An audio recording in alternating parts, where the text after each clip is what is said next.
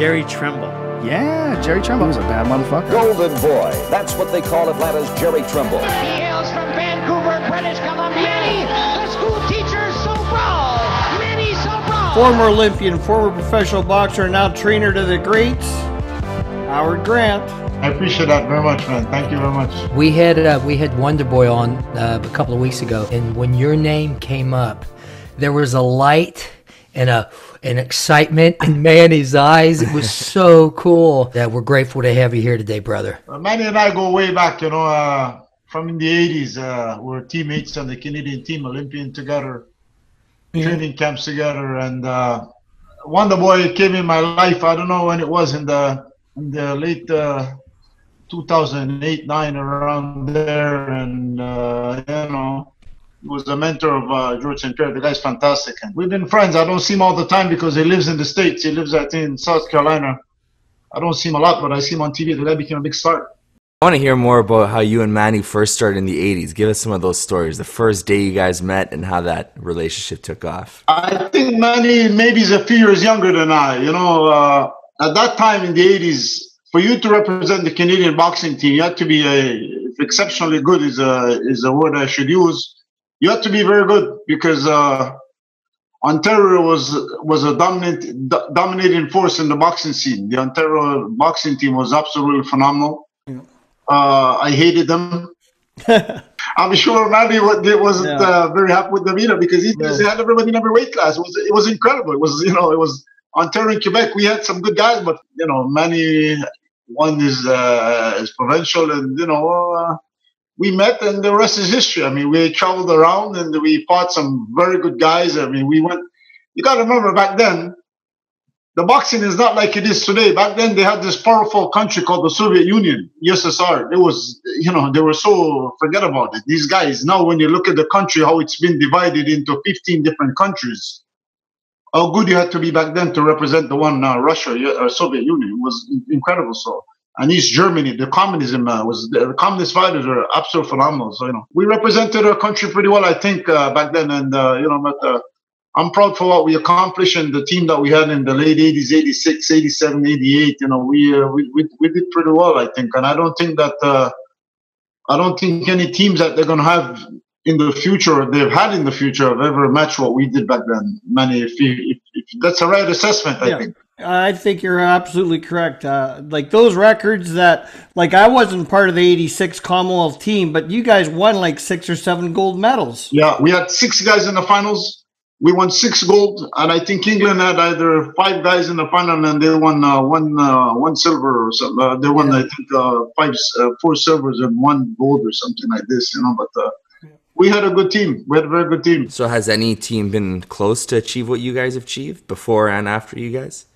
I think the team that we had, that the Canadians had in '84 Olympics, Sean O'Sullivan with Willie DeWitt, with Dale Walters. Dale Walters from out west. I think that team was very, very good because they came out of the Olympics with two silver, which was Sean and O'Sullivan and Willie DeWitt, But you got to remember, in '84, the communist countries weren't there, right? They're not there. That's it. That's another thing. But if we start to pick on that, then the Americans are going to be the guys. I think the American had 6 gold medals in it. Yeah, that's right. That being said, we had Lennox. Lennox was a gold medalist. He became world champion, 2-time heavyweight champion in the world. The guy is a Hall of Famer. We had Lennox, Everton Marcus. Yeah, one I think was a silver. Silver, and Raymond Downey. Bronze, and I think there was somebody else. We had a good team. I mean, I lost to the Swede who won the bronze medal.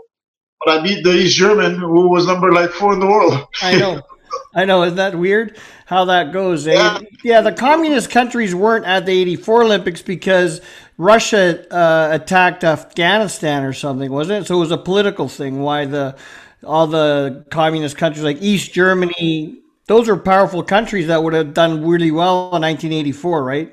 Oh, yeah, for sure. I mean, if you look at there was another East German that I could vividly remember his name. His name is Henry Maskey at 165.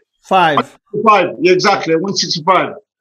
And I don't think too many guys beat this guy. I think we made circles around Everton a few times, and they were not there before. You know what I mean? And this guy, he went to I think it was in '88, but he also won a gold medal in '88. Even the Russian you fought, or the Soviet you fought, Shishov, he didn't get to go in '84 either. I know, and he was this guy was a ballerina. He made circles around me in '86 in the finals of the World Championship. But the two best guys I think that I fought in my life, and I'm talking even about the pros too, the two best guys that I fought was Angel Espinosa. In '83, I lost him in the World Championship in the semifinals.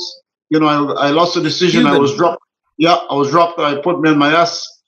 And in the final, he knocked out Meldrick Taylor. You know, him. Meldrick Taylor was the Olympic gold medalist in 1984. Absolutely. So, you know, he knocked out Meldrick Taylor in the final. And then Shishov, I fought in '86 World Championship. I lost the decision to him. You know, and those teams, like you said, they were not there in '84. You know, so you know we can't go back and say this and that. But you know, it is what it is. I'm gonna keep saying you guys are the best of all time. Is that okay with you? Listen, you know, it's like to say, like sometimes we debate, myself with some guys, we debate, you know, what would Muhammad Ali would have done in today's time because the fighters are bigger. Yeah. They talk about Floyd Mayweather. You know, what would Floyd Mayweather would have done with a guy like Ray Leonard or Tommy Hearns or? You ever watch that the dream matchups whenever they put that on? So I don't watch that because it's like you say, it's the dream thing. But I know what I believe. I mean, you know, I think the fighters of yesterday. Exclude myself. I'm going to exclude like. I don't think these guys they could have hung with those guys. No. I don't believe it. I don't believe Floyd would have lasted with these guys back then because I think the hunger back then was much, much more. You know, today the guys are they're a little bit too spoiled. You know. That's fair. You know? I can see that. I can see that. I think now a lot of talent is pulled in different directions too. Boxing used to be like the big thing back in the day, whereas now MMA is also there to take some of that talent away, right? I believe, and I think Manny will agree with me, I believe why boxing was so popular back then is that, you know, I mean, you look at Ray Leonard fought against Tommy Hearns. Back then, the best guys fought the best guys. Yeah. Yes. You know, it was about, you know, pride and, you know, but today, it's all about making money. You know what I mean? Like, I read about Canelo signed a contract with this group, and his third fight, he was supposed to do a fight with Golovkin. And, you know, tit for tat, the fight doesn't happen, you know. So the best guys really are not fighting the best guys today. Back then, the best fought the best. You know what I mean? That's why these guys, their name will always go in place. You know what I mean? And that's what's making MMA so much better is that the best are fighting the best. You have no choice. You know, it's one group. It's one organization. It's Dana White that calls a shot. With our sport, there's I think 5 belts in one weight class. Yeah, I know. Yeah. The 5 belts. There's four belts in the WBA. There's super champion WBA. Before it was to be only 2 titles: WBA, WBC. That's it. There was no super champion, silver champion, gold champion. You know what I mean? It's pity patter champion. That's what they were, but you know, it's crazy. I mean, you know, think about when guys were fighting back. There was only WBC, WBA. That was it. You know, and then the IBF came in, and then WBO, then they have WBF. 4 champions in one division. None of them fight each other. I know. Then they have WBC interim, WBC silver, WBC gold. Yeah. I don't know. It's a mess. You lose your mind, Yeah. but it's all about money because you know what? When all these champions fight, you have to pay sanctions. Mm-hmm. You have to pay sanctions, and the sanction fees are out of the roof. You know? Yeah. This is all a recent thing, though, Howard? This has all been probably within the last 5 to 10 years that they started doing this. Like, there used to just be one WBC champion. Now they got like 4 of them. Yes, I know. It's a racket. Yeah. It's a nice racket. You know, they're making money everywhere when the champion fights, when the interim champion fights, when the silver champion fights. I know. I don't know what the percentage, but if you do the percentage, if a guy's fighting for $1 million and he has to pay 2% to the sanction, it's a lot of money. It's a lot of money to make a small. Yeah. It's a lot of money. Yeah. You know what I mean? So you think about it. It's that's what the sport has become, and I think that's why also that MMA has given boxing a kind of a black eye. You know what I mean? Yeah. It's kind of hurt the sport a little bit. It hurt boxing a bit because, like Manny said before, the top guys fighting the top guys, in the UFC. So tell me more about were you born in Canada, or did your family immigrate? My mother. I'm born in Jamaica. I came to this country in 1977. My mother came here in 72, and then we came afterwards. And I grew up with my grandparents in Jamaica, in the village, in the beautiful, lush, but it's still like that today. Nobody went, polluted the place. I'm from a province of Saint Anne. I came here in 77, and I started boxing in 79. And my brother and I, we started together, and we're still together. It's kind of a beautiful thing. It's a family love affair. You know what? Otis and I were like, I don't know what to say. He's like the good cop. I'm like the bad cop, they say. Sometimes, we had pro fighters. I would get in arguments with them. I'd tell them where they could go. They'll go to my brother. My brother kind of plays the mediator. Yeah. And then I kind of bend a little bit. My brother's he's like my best friend. I love the guy. The guy's fantastic. He was a teacher in the school. He went to university, and he was world champion. Anyways, he fought Roy Jones Jr. Man. Yes. Not too many people can go around with Roy Jones. They went 10 rounds and they stopped the fight, and he wasn't really hurt, but he was just out fight. I mean, at that time, Jones was on the top of his game. Yeah, he was sharp as heck, man. Otis, he was a WBO champ, right? Yeah, we became champion in 1997. We went to England and fought against Ryan Rhodes. Mm-hmm. It was one of the nicer experiences of my life. That Saturday night, it was nice, And the English people started to sing, Ryan. And after 4 rounds, they started to change their tone. I'm going to tell you guys something. The best fans in the world are the British. Yeah. The best. The Mexicans are good. But the British, forget about it. There's nobody like them. These guys, they're the best. Yeah. They get into it. Did you start boxing in Jamaica then, or once you No. So when I came here in 77, we used to live on a street in Ville Saint Laurent, and there was a guy that was boxing. His name was Alex Stakos, a Greek. We became friends. And one day, he let us to go to the gym, which was Ville Saint Laurent Boxing Club. And we went there and just started monkeying around. I was 13 years old. Mm. My brother was at the time, he was maybe 11. He was a year and a half younger. And we started, and that's it. Got punched in the face a few times. Mm-hmm. Because then we didn't know. Back then it was not like organized like it is today. Today it's more organized. You have to go there, you have to learn. We just one day we started swinging on the bag, and that and then we started to get taught. That's how I started. I got invited to the gym by Alex Stakos, and he's the guy that got me into the sport. Yeah.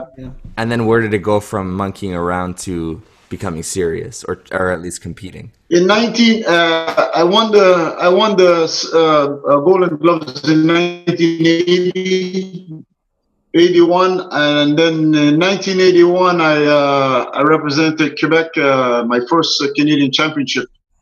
I fought in Vancouver. Was it? And I won the tournament. I was 15.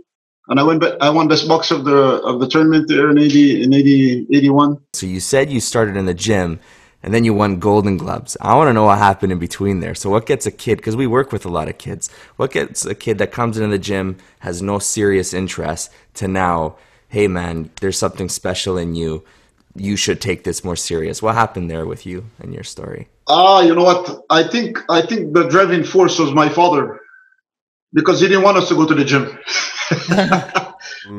Yeah, I swear. My father, for him, it was all school, and more school. You know what I mean? Like, back then, the passing mark was 50. It was unacceptable for us to get like 55, even though we're passing. Mm-hmm. 55. We used to go to a parent-teachers meeting with I used to shit myself because I'm scared the teacher's going to say, no, how is disturbing. So I think my father was the one that said, no boxing. So we used to sneak off to the gym all the time, So between 79 and 81, I had maybe around, I don't even know, maybe I was like 21 fights or something like this. I was like 19-2, and I just kept, I guess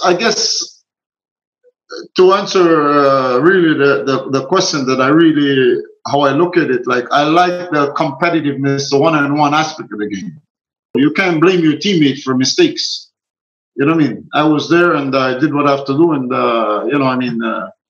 I started realizing maybe when I was 15 or 16 or 17 that, you know what, maybe I could do something with myself. I was just doing it like that. You know, I didn't think I was going to become anything. I didn't think about any world championships or any Commonwealth Games or any Olympics or any, things like that. I was winning and people saying, you know, you're not bad at it. What do you mean? It's crazy. It's crazy because I never thought I was that good. I never did. I mean, I still don't. But I went to the States for a period of time. And I came back. I went into my mother's basement and I sat there and I started to go through some of books and pictures and papers and this and that and blah, blah, blah. And I started to go through and I'm like, holy shit. So it was around then I started to realize I accomplished quite a bit, you know. Did your dad ever come around and go, "This kid's got something"? No. My parents, I think everybody here probably were all immigrants. You know, the immigrants, they are the family. They're not like that. Like they never. Yeah, you laugh. My parents never told me. My parents never told me they love me. Never. They never said this thing. You could see it that they do love you, but it's hard for them because of the old mentality. You know what I mean? Like my kids, I say to them, I love you every day. Because my parents never said it to me, you know what I mean? So it's like, my father never said, you know what, very good. You know? On the other side, the friends that we have that was very, very close with us, they would always say, guys, you know, fantastic. Like the teachers at school, you know, the teachers at school back then were like a second parent, you know what I mean? The principals and the friends, you know what I mean? So, yeah, my parents, they supported us. You know, I don't know how my mother did it for so long because I'm sure it was very, very stressful. I used to die when my brother fought. You know what I mean? I've been fortunate and I've been very blessed. Knock on wood. I haven't been hurt. I'm fortunate that Manny and I can sit here with you guys on this platform and speak. We have our faculties. You know what I mean? That's one of the most important things for me because I've seen other guys at the same time, like from our era. And they're a bit, they have a little bit of damage, you know. And I had a lot of fights, where, you know, I had a lot of fights and pro fights, so you know. And back in those days, Howard, no one ever talked about concussion like they do today, right? 100%, 100%. You see, this is another thing. I mean, now that I look backwards, I fought in a tournament and I got concussed. I remember I had a headache for a few days, and then we leave. There was no concussions syndrome over there. But you don't want to fight guys. You're a sissy. I bet you probably on like Friday night you got concussed, and then Saturday you had to fight in the semifinals, and then Sunday you had to fight in the finals. 100%. We never thought about that. We never, we used to fight. I fought one time 4 days, 4 fights in a weekend. I mean, I remember fighting one time, twice on a Friday, like Friday afternoon. And even with the doctors, you would see the doctor at the beginning of the tournament, and that was it. Whereas now, which is way better, you have to see them before every match, right? I remember I fought in Bulgaria in 1987. Yeah, so did I. Yeah, I popped my eardrum. Oh, you popped? Oh, yeah. The guy hit me, and I had a broken eardrum after the first fight. And I didn't realize that my eardrum was broken till I got back to Montreal. And I went swimming and I dove and I heard an explosion under the water. I went to the doctor. He said, you have a perforated eardrum, you know what I mean?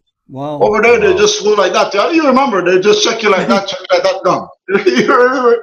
Yeah, we're there. You know, it's crazy. Yeah. The safety factor in the boxing has changed immensely. It's better for the sport. I agree. Even one of our teammates, the amateurs, your teammate goes in there close to the guy, we're sorting it out, you know what I mean? Yeah.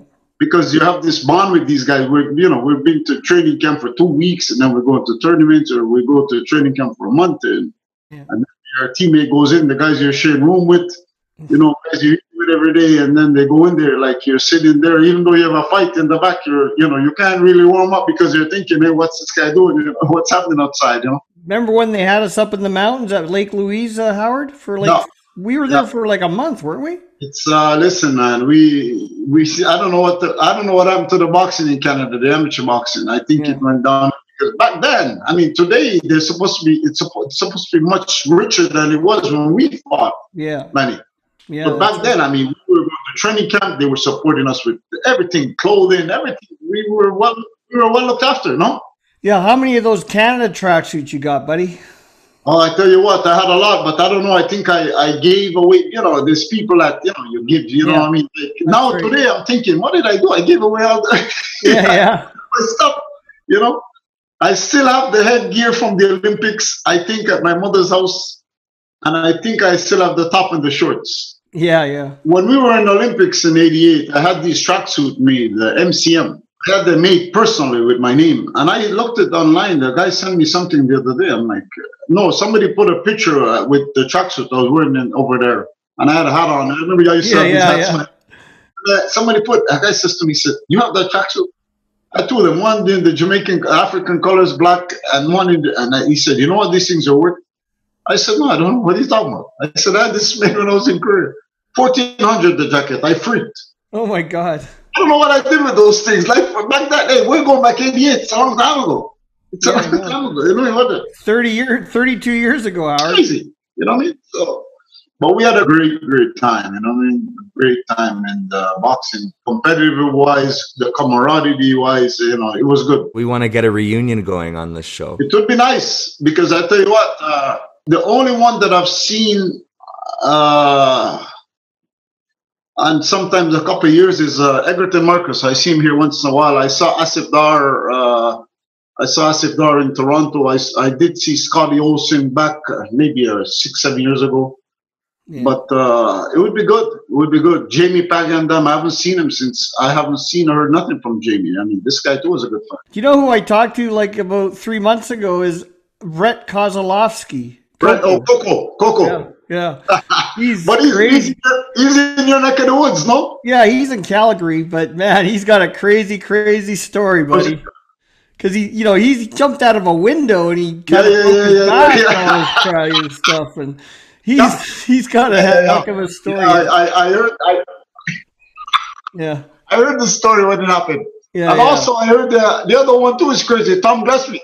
Oh yeah, Tom the Bomb. We got to get him on. Tom would be crazy. I talked about Tom about 2 years ago. That guy could have been he could have been one of the first billionaire fighters because he had so much talent and he had the right skin color and he was a heavyweight. Yeah. Tell me more about this guy. Where was he from? Tom the Bomb's from Welland, Ontario. Welland, Ontario.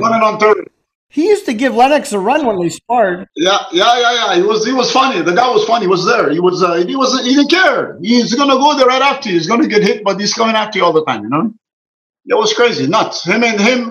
He beat. Who did he beat? He beat Dominic D'Amico. Yeah. He beat Dominic D'Amico because Dominic was a good friend of mine too. You know, and I spoke with Dominic not too long ago last year.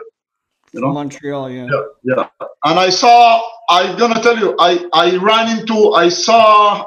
it's unbelievable. I went to the store a month ago. Yeah. To play my lottery. Yeah. So I'm in the line. I have my mask on. Everybody has a mask on. Yeah. So I see this guy looking at me.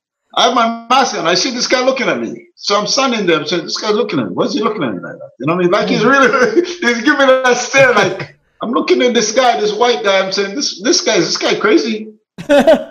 So he comes towards me a bit. So now I go in the stance like. Me, I don't fight. I'm not in this fighting on the street. But, because I work with those guys, I'm saying, okay, this guy comes, I'm just going to elbow him in the face. You know what I mean? Yeah. The guy says, you don't remember me. I look at him. I said, I don't remember you. I said, yeah, I know who you are. I have no idea who it is because of the mask. Yeah. So he starts to talk. I look at him. I said, yeah. Salvatore. Oh. It was Victor Salvatore. Just when he started to talk, I got who it was because of this mask thing. Yeah. I couldn't believe it. I haven't seen this guy. Forget it. It's 15 years or so. Long time I didn't see him. Wow. We spoke a few times. Yeah. I ran into him in a place we went to across the street at a cafe. We had a coffee and shot a grappa. And it's unbelievable, Unbelievable. Mafa I see once in a while. But, you know, this is a kind of group reunion thing, like you said, Javante. It would be fantastic to get everybody. So what is the future of boxing? Would you put your own kids in it? Would you want them fighting? I've died too many deaths with my brother. Watching him, being there, you know, the anxiety, the stomach turning like this, the nerve wracking, you know, the gray hair in my beard. Look. For me, myself, I wouldn't want my son to box.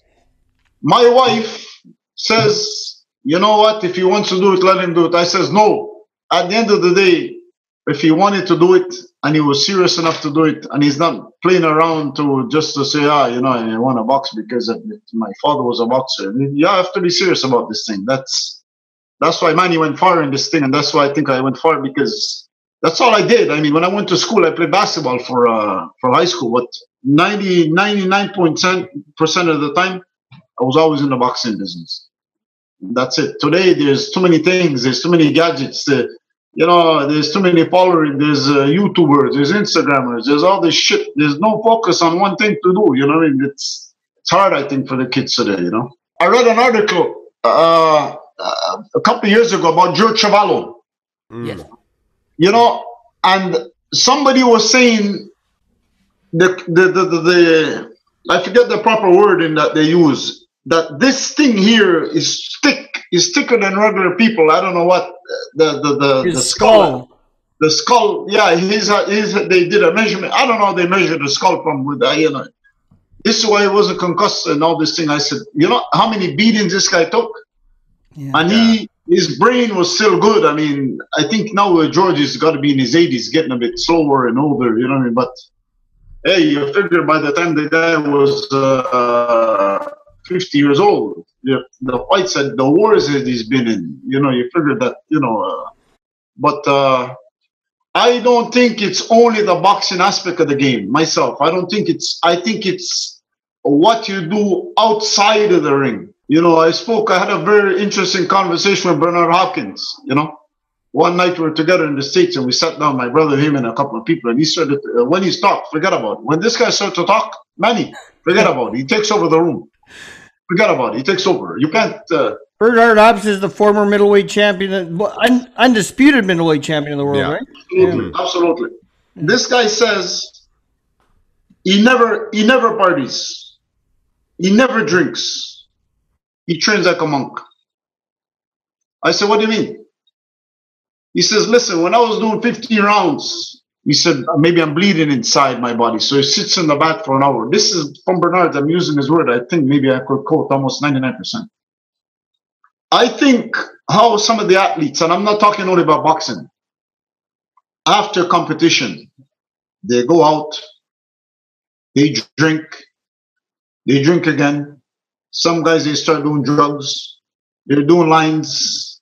They're doing all the wrong things while the body has been traumatized.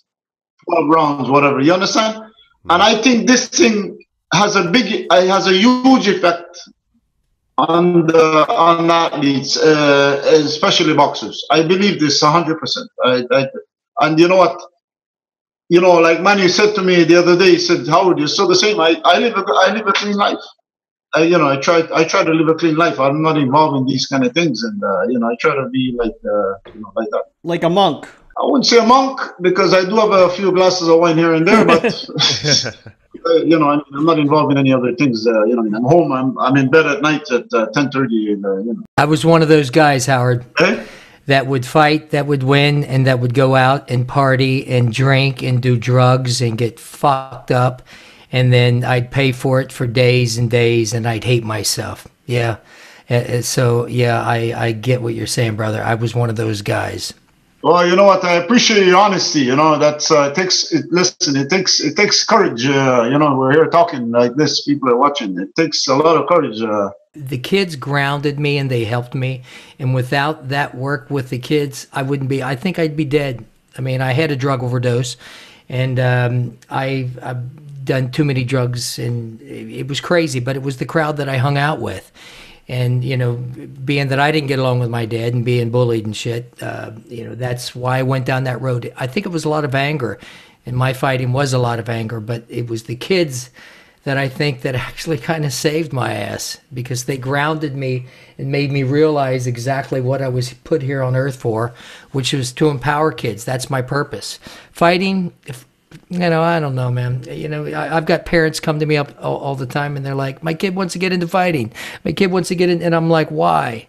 I said, your brain is your most valuable asset. They can find something else to do. I think studying martial arts or studying boxing as a self-defense, as a fitness tool is fantastic. But to do it as a sport, to get in there, that's the boxing, martial arts. It's the only sport out there where you're in there to try to kill the guy. And I didn't go into the ring. I didn't go into the ring to go, I'm going to knock him out. I went in there going, I'm going to kill this motherfucker.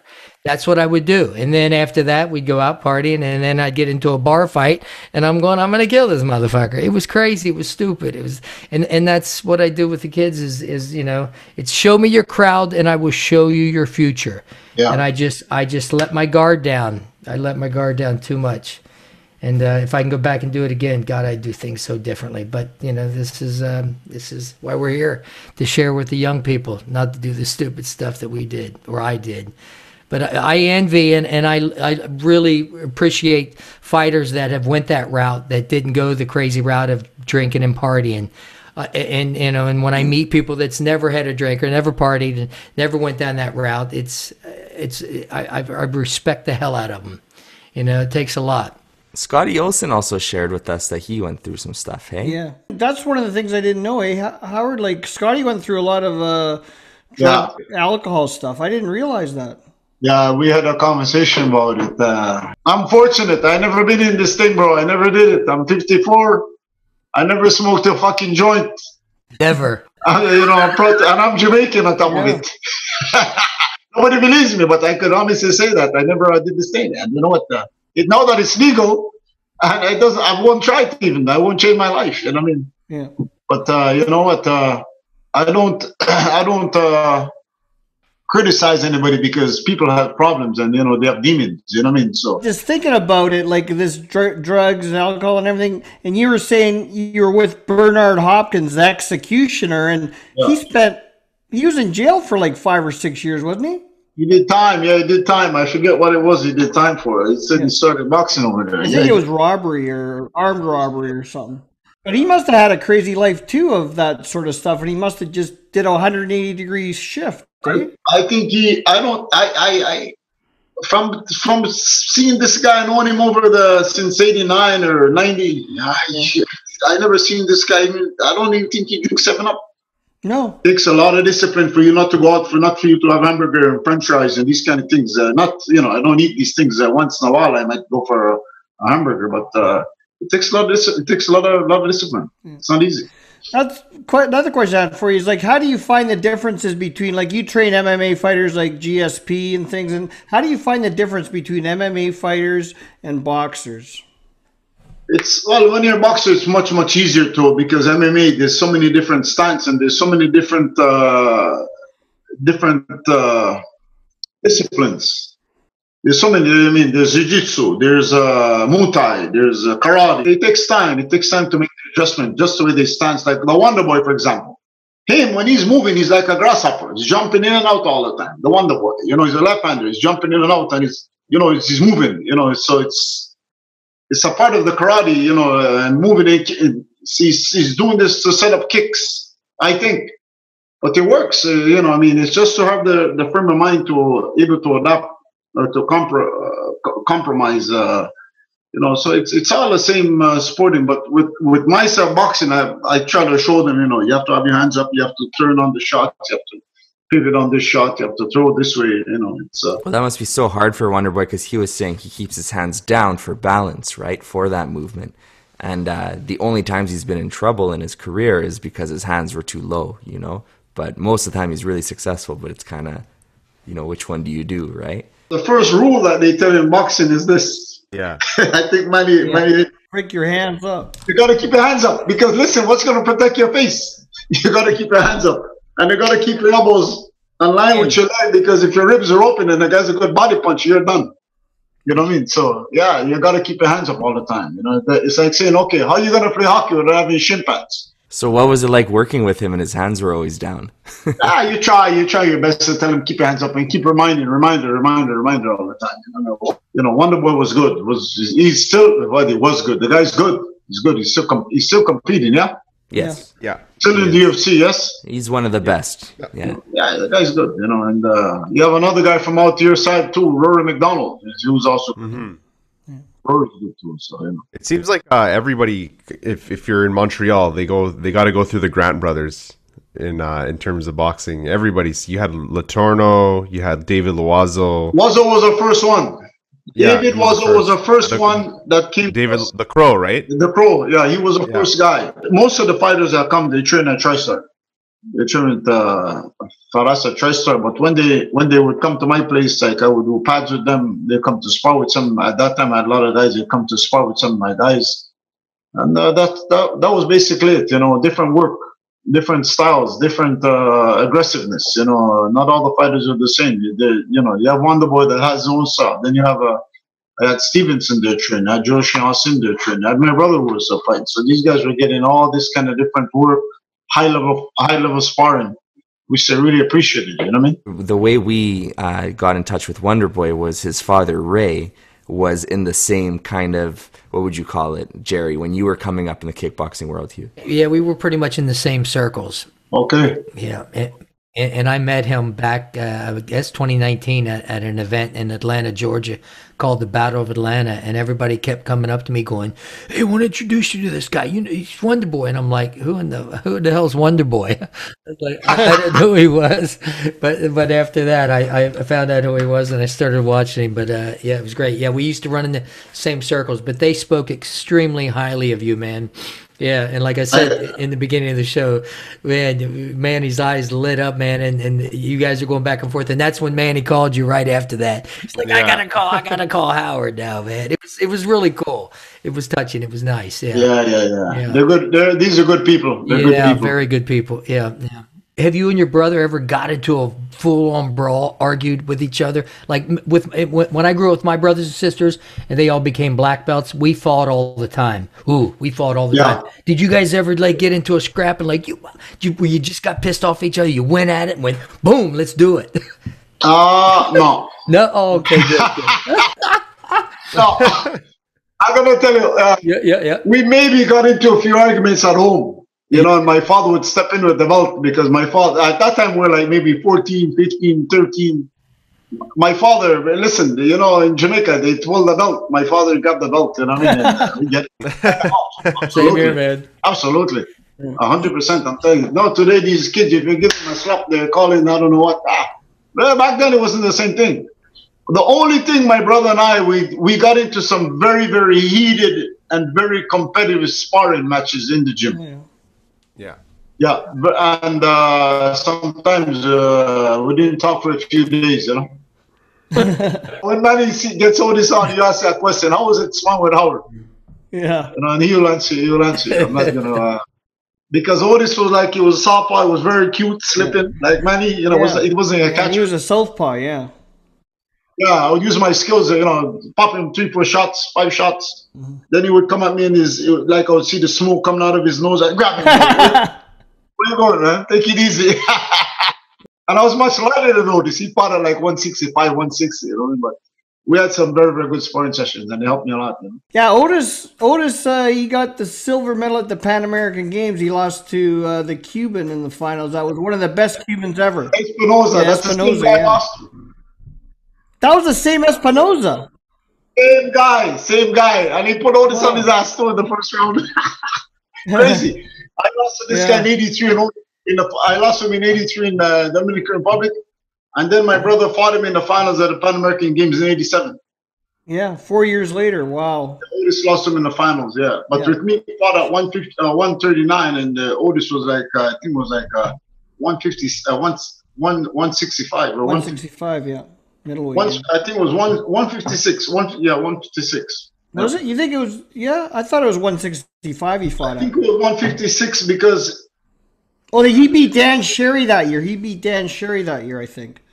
Listen, this guy knocked everybody out. Otis beat Sherry. Yeah, Otis beat Sherry. Yeah. Why I say it was 156 because a few months after that tournament, the Pan American Games, the United States had a deal meet with Cuba, and Espinosa was the world champion.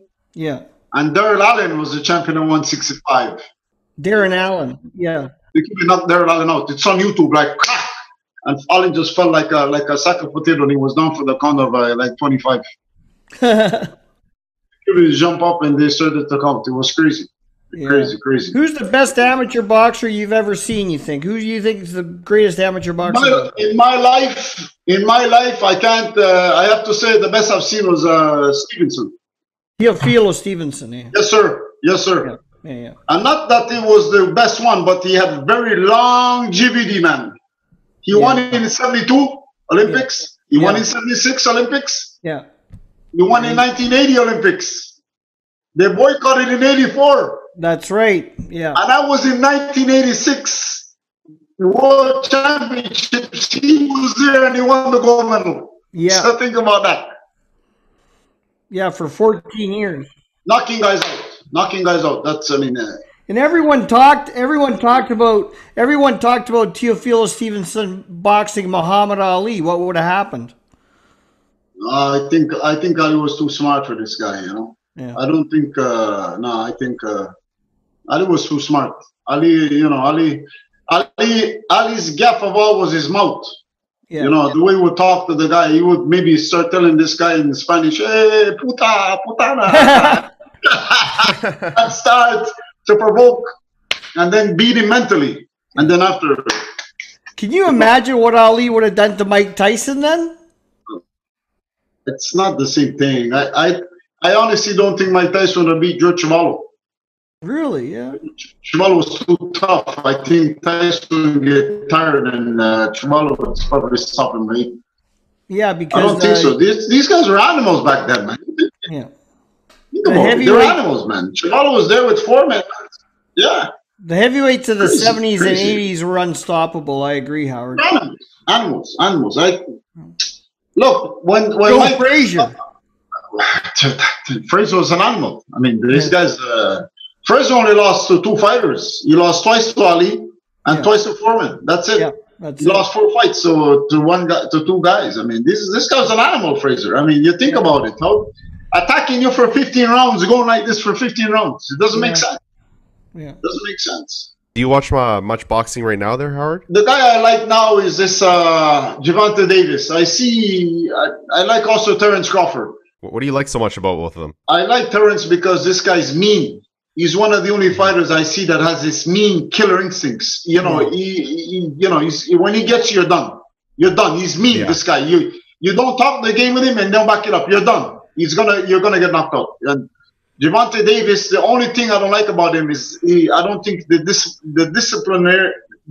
disciplinary is there with him. He's young, but he fights at 130, 135. Yeah, he walks around at 170 sometimes. I was told, you know, it's like, you know, 160, walking around 30 pounds heavy. You know what I mean? It's for a little guy, 5'5" nothing. He's 5'5".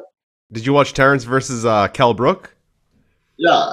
This guy like you said, he was an animal. When he got him once, he just went at him and finished him out of there immediately. He's the best one, I think, at 147. There's guys there, but I think he's the best one. Honestly, he's the best one. He's one of the best fighters, I think, in the world, right? Pound for pound. I think he's the best one out there now. Yeah. Well, I think what he said too. I'm not in the boxing. I'm in the hurt business. Right. Yeah. I'm here to hurt people. What I really like about him, he still stayed in where he lived. He still lived in the same neighborhood. He hasn't left. He didn't go to the big city. This is the big things. Like, these are the things I look at. You know, he's not leaving Omaha to go to Las Vegas or to go to New York or go to Miami. If him and Errol Spence fought, who do you think takes that one? That's a good fight. I think Crawford beats him. Crawford beats him. Spence is good. I mean, this guy's very good, but I think Crawford comes out on top. Definitely. And who would you like to see Gervonta fight? Because he's fighting. There's a lot of guys in that division as well. Oh, it depends. At 130, 130, the Mexican guy is too big. Ryan Garcia? Too big, yeah. Oh, Lopez. Ryan Garcia has no chance. I think this guy's a blown-up guy that they blow him out of proportion. I don't think so. I think what's the name will knock him out? Davis, yeah. Yeah. Because that's a tough division. Like there's Davis, there's Lopez, there's Devin Haney. Yes. Even Lomachenko's still in there. Yeah, but I think the best guy there is Gervonta. Gervonta, it's just he has a few people around him there that I would, push him up to the side. But I honestly believe he's the best guy there from 130 to 35. And I honestly believe he would. I think he would beat Lopez. But Lopez goes in the ring maybe at 150. I think he's a big guy. You know what I mean? So what's the rest of your day look like, Howard? You doing training? I have to go train. I have a pro fighter. I got to go train this guy, and I'm running a little bit late. But you know what? Life is good. I have no complaints. Really appreciate it, man. All right, guys. It was a pleasure. Thank you, man. Be good, and I will talk with you. brother. Yeah. Sounds good, brother. Manny, I'll give you a call. Thank you very much, guys. See you, Howard. All right. Thanks, buddy. Take care, brother. Bye. All right, guys, that's a wrap. I'm Jerry Trimble. I'm Manny Sobral. And that's 2 World Champs.